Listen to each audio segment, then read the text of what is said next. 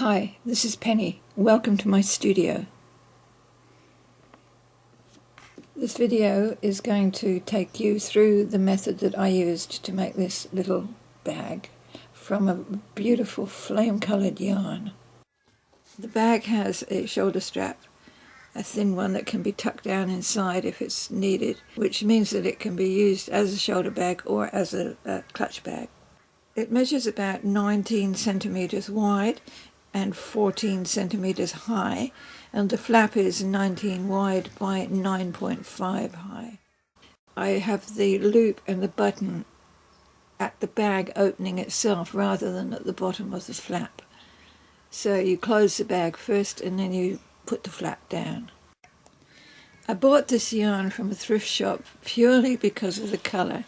Even though I'm not a Scarlet person, the colour of this yarn was like flames. It was glossy. It was just absolutely astonishing colour. And I bought it and put it away for a long time. And then one day when I was cleaning my studio up, which doesn't happen very often, I discovered it and I instantly stopped everything else and started making this little bag. I layered it very thinly. There are spaces in it, which is fine. And I laid it between 2 layers of solvay. When you're doing it, use the yarn in as long a length as you can possibly use it. If you have just one ball, then just use the whole length uncut. But if you have small pieces, that's fine to use them. Free machine stitch around the pins. Sort of cover the entire area, but you don't have to be too fussy about it. Just enough to hold it when you remove the pins. And then once you've done that, then go back over it and stitch it really, really well in small circles or whatever stitch pattern you like to use. You need to do it really well because this light yarn is very fluffy, so you need to have a lot of stitching on top of it. And I suggest choosing obviously one of the colours that's in the yarn. In this instance I chose a violet. Now the whole area is covered. And as you can see, the edges are pretty uneven, so you can trim those off when you, or leave them on, depending. Actually, best to leave them on as long as possible, just in case you like the edges and you want to use them as rough edges. Because your finished fabric, once the solvay is washed out and the fabric is dried, it will be quite thin, and you'll have spaces in it. So, which is actually quite nice because it allows you to put a colour underneath as well. And in this instance I chose a really bright scarlet to go underneath it. Once you found your backing fabric, you lay your feathery stuff on it and then you free machine all over it to hold it to the backing fabric. You don't have to do a lot of stitching, just enough to hold it firmly all over.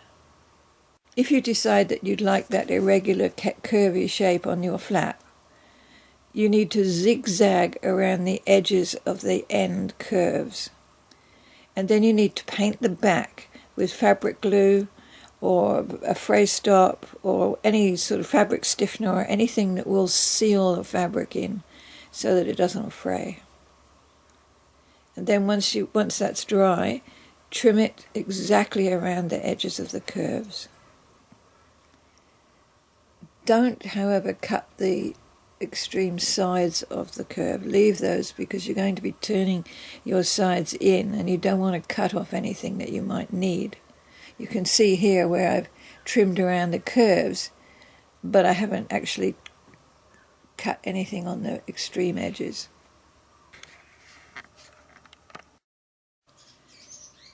Now trim off the opposite end and make it straight right across. And then cut yourself a 7 centimetre strip of the same fabric, something that's, I think this was cotton homespun or something slightly stronger than that.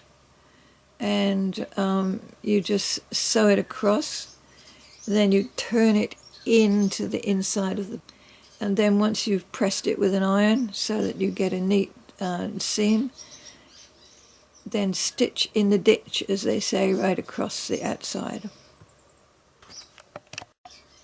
If you decide to use piping on the curved end, on the flap end, if you can actually make your own, or you can buy it. I had a piece of bright pink. It was a very, very bright pink, and I knew that if I painted it yellow, it would go to a bright scarlet, which is what I did. So, make sure you get the right colour, or something that you can colour yourself. And sew that piping on by hand across the curves. And tuck the ends of the piping down into the inside of the flap so they don't show. And at this time, still do not cut the corners of the sides of your flaps.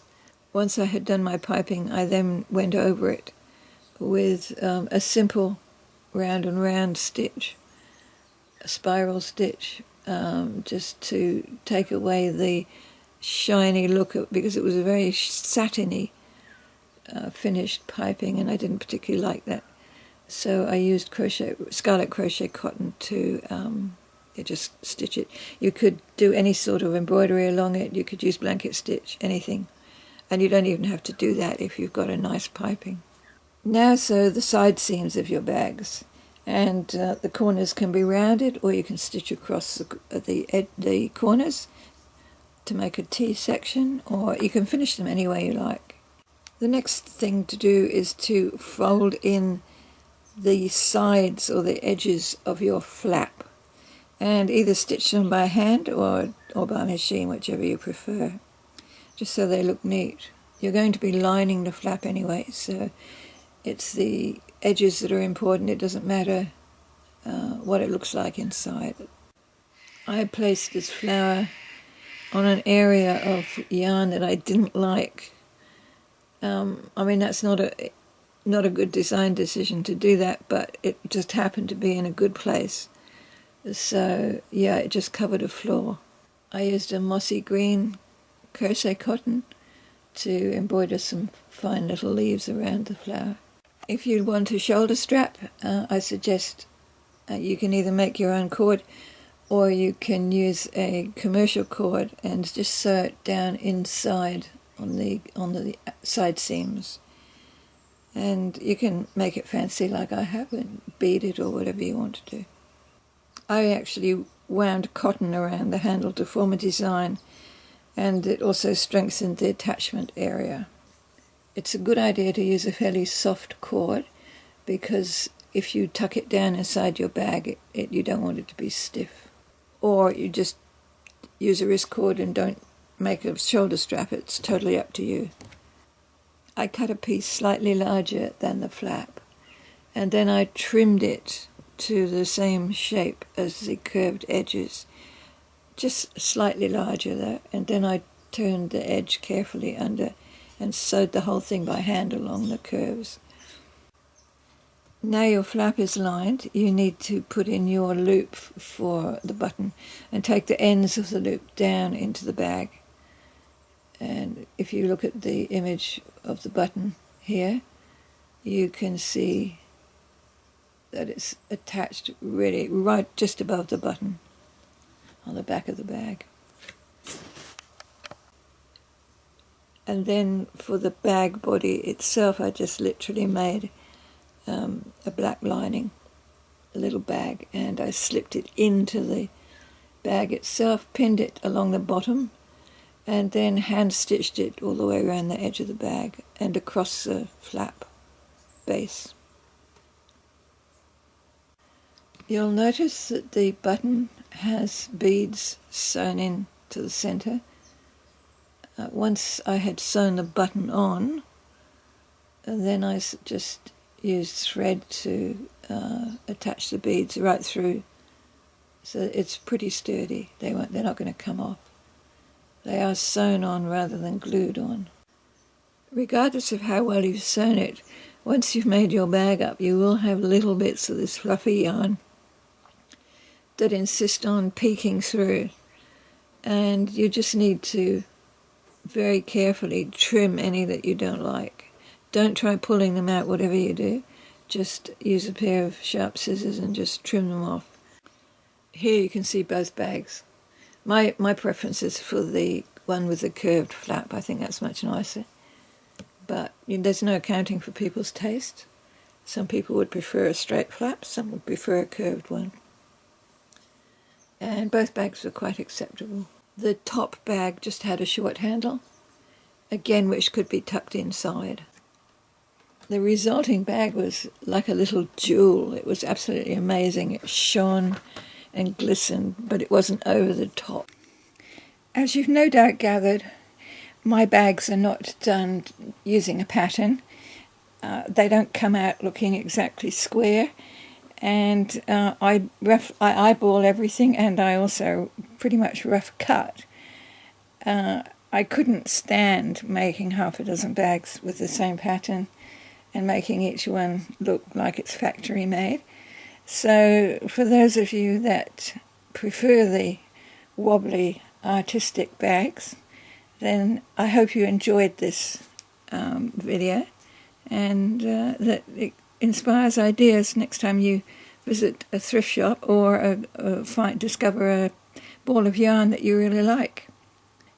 If you'd like to see more of my work, go to pennyema.crivado.com, and I'll put that underneath the video. I hope you enjoyed it, and until next time, thanks very much for watching.